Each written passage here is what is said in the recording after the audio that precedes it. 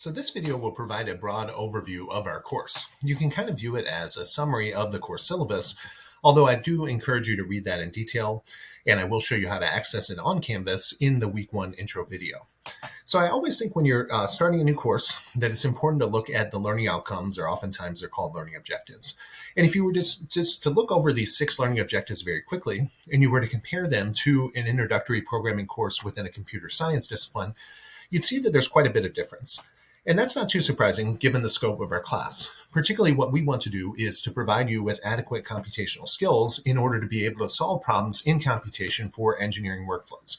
So it's kind of like an applied or a practical approach to the problem versus building up from very fundamental first principles like you would if you were going to be taking a sequence of programming courses. So item 1, using matrix and array operations for equation solving. You'll notice if you've had a linear algebra course yet, or if you've seen the concepts of partial differential equations like the diffusion equation or the wave equation, that this really is the classical approach to solving physical problems within engineering workflows. Namely, you take continuous partial differential equations and you discretize them and form them into linear systems using techniques from numerical methods. And then you basically reduced a problem in calculus to one in linear algebra. So the underlying operations of that new problem are solved using matrix vector approaches. So 1 is really the backbone of traditional engineering computation, but it's also the backbone of modern engineering computation. If you think about how deep neural networks are represented within kind of the domain of deep learning, which is a subset of artificial intelligence, you would know that they are also kind of formulated using a linear algebra-based approach. And a lot of the underlying algorithms that you've probably heard of, like stochastic gradient descent, where you're trying to tune the parameters of a neural network in order to fit in order to minimize the loss function on the training data, involve doing matrix and vector operations. So really 1 is the cornerstone of engineering computation. And it's why for the high-level language portion of this course, I've chosen to use MATLAB as a programming language, because MATLAB, in its very name, Matrix Laboratory, is kind of optimized for dealing with problems in linear algebra. So 2, identifying the strengths and weaknesses of the conventional programming languages. That's kind of another differentiating thing about this class versus if you were taking a multi-course sequence in programming. Namely, we don't only want to kind of focus ourselves myopically on one programming language. We want to have the nomenclature and a taxonomy to be able to distinguish programming languages from one another. And we're going to start this immediately in the next class, where I will use terms like MATLAB being a high-level language and C being a low-level language. That's giving you a bit of a spectrum to distinguish between programming languages with respect to how much their actual syntax or rules of coding require you to know something about the underlying CPU infrastructure. So that's one way that you can distinguish programming languages. Another are in distinguishing them with respect to the available data types that are available. And we'll look at that a little bit in the next lecture as well.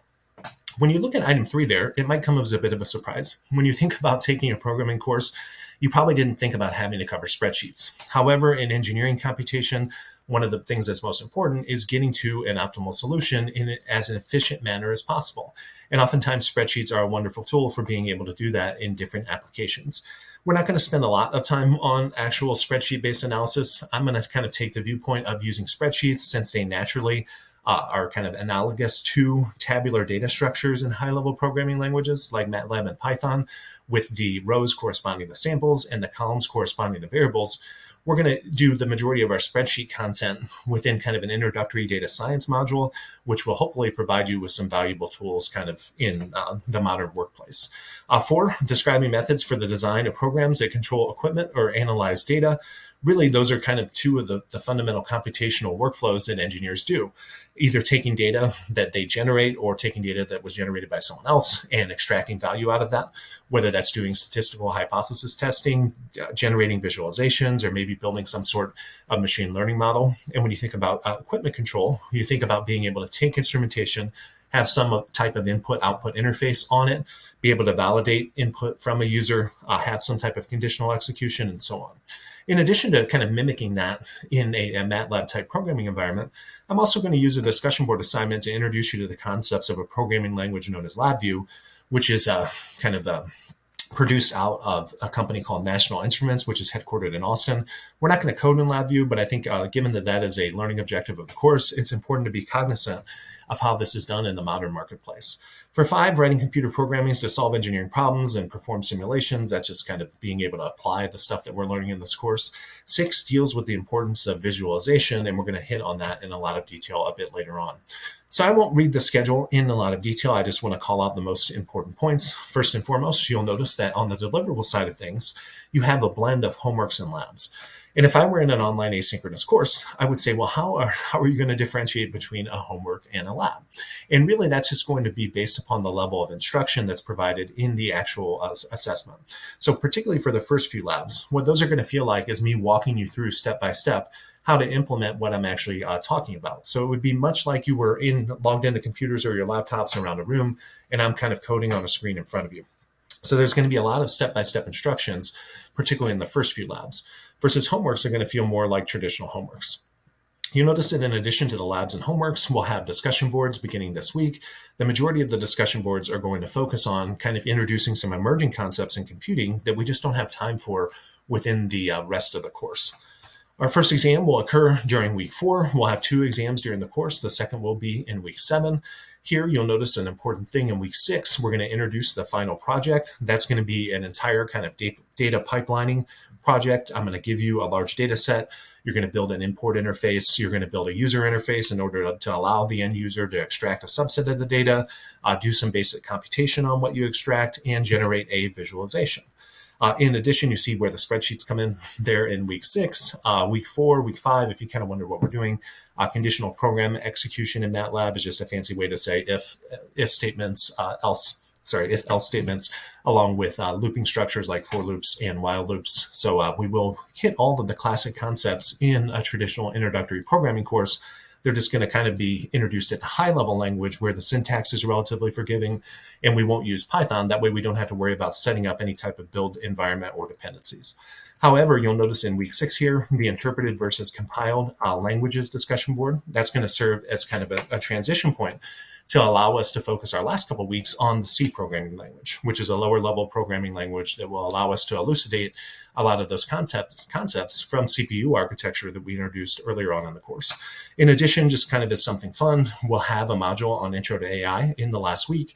When you think about solving problems in computation for engineers, AI will play a kind of a bigger and bigger role as time progresses. So it's important to at least have the nomenclature of data science, AI, machine learning, and deep learning, be able to understand the basic parameters of a neural network and so on. So we're not going to be doing a lot of that in this course, but I think it's a nice skill to leave you with in addition to those fundamental engineering programming skills that we spoke of earlier. So big deliverables, week 7, exam 2, week 8, final project, and week 4, exam 1. Note that we are in an online asynchronous form. That means that you don't have to log in at any particular time. To encourage you to engage with the material at multiple points during the week. I will push out content on Mondays and Wednesdays. You don't necessarily have to watch it on that day, but what I'm really hoping is that you will at least have a couple sleep cycles on the material, because the majority of the stuff is going to be due at 11:59 p.m. on Sunday. Outside of that initial discussion board assignment, which is due in 3 days, to make sure that everyone is engaged and logged into the course before the smart drop date.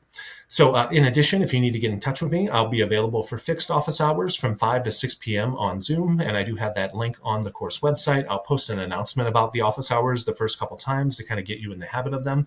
If those times don't work for you, I'm available for consultation in person or on Zoom.